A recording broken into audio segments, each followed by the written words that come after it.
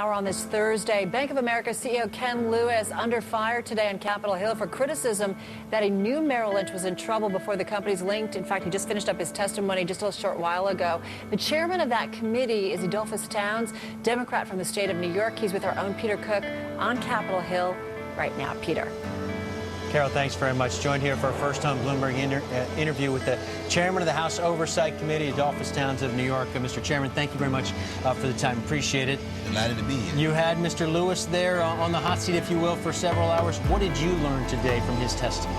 Well, I think he pointed out that our system is broken and that we need to do something about the regulatory system, because if you have a situation where people do not know what's going on, then that is not working. So transparency is very, very important. And today, in terms of the testimony, that there was a whole lot of backroom dealing, and I think that we can no longer afford the luxury of that kind of operation. So our committee is now looking to see what we might be able to do to fix it. Now, however, we understand that we have to talk to both sides and to everybody that's in a position to make a decision. And we plan to do that and to get to the bottom of this. We're not going to leave it. We're going to stay with it.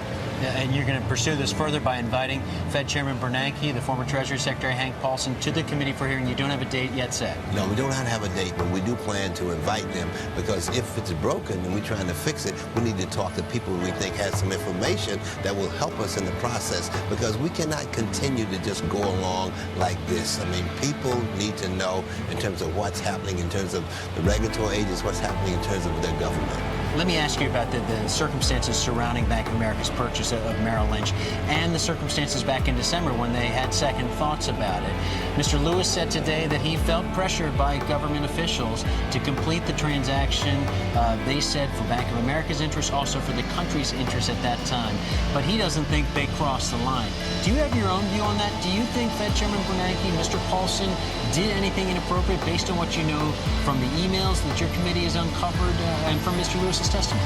Well, from the emails that we covered, there was definitely a lot of things going on. I'm not prepared to say that at this point that something went wrong, but I know one thing, that there were a lot of backdoor dealings that really people need to have known about. And of course, it's hard to believe that a CEO at his level was not aware of some of the things that were going on in reference in terms of the Merrill Lynch, in terms of the amount of money that they were losing. So all of these things bother me, and it points out that the system needs to be reviewed, because if the CEO is investing that kind of money, a merger is coming about, but I think that it's obvious that there was a shotgun wedding.